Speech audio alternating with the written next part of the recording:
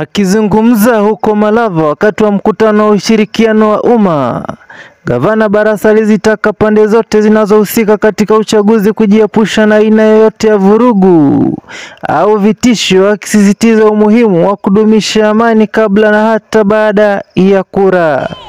Wale jamaa wa upinzani wameanza kuongea mambo ambayo ni ya kuleta vitina hapa Malava. Wameanza kutishia MCAs wangu, wanatishia watu wa Malava. Mimi nataka kuambia my friends, mjipange sawa sawa. Sisi tunataka kura ya amani hapa. Kwa sababu kama serikali tuko tayari kupiga kura ya amani, na watu wa Malava wameamua Mheshimiwa Ndakwa atakuwa mbunge wao. Hiyo mambo ya vitisho, hiyo mambo ya kuleta guns hapa, sisi tunataka kuambia we are putting your notice. Tunataka all our police officers kushika doria, kwa sababu tarehe 27 kura ambayo inapigwa Malava ni kura ya amani. Na sisi hatuna fujo na mtu yeyote. So my friend, wewe kama unataka kuleta fujo hapa, watu wa fujo tunawajua. Naibu wake Ayub Savula ambaye alikuwepo kwenye hafla hiyo aliunga mkono maoni ya gavana, akisema kuwa mazingira salama na utulivu ni muhimu kwa kuhakikisha mchakato wa uchaguzi huru na wa haki. Ukitaka kujua opposition imeshindwa hii Kenya, Kalonzo Musyoka na Gachagua wametangaza leo wanataka at IEBC ibadilishwe regulations zake.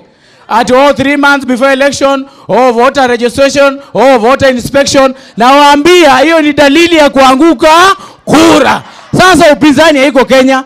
Election ijayo itakuwa William Ruto versus Ruto William. Hakuna uchaguzi mwingine. Hao wengine wamepotea na watakwenda nyumbani. Wakitaka any regulation ibadilike, waende kule bungeni, waamend sheria kupitia parliament.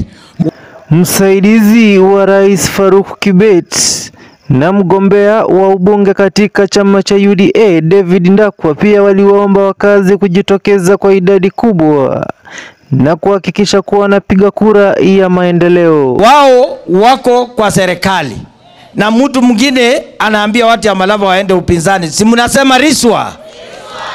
Huyu gavana akishikana na Ndakwa, kazi itafanyika ama itafanyika?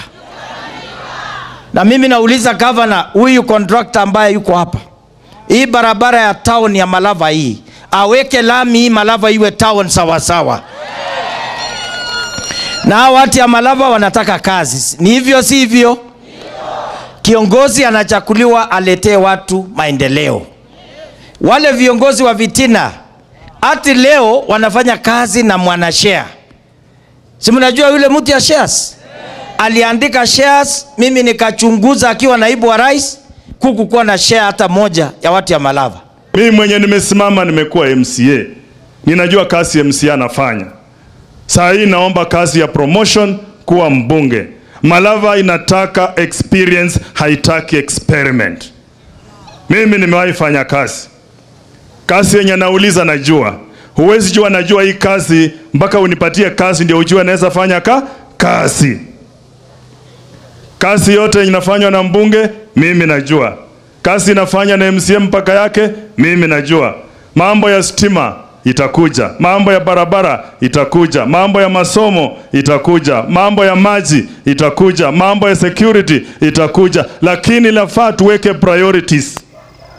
Nikiripotia Tandao TV kutoka kaunti ya Kakamega, langu jina ni Michael Sifuna.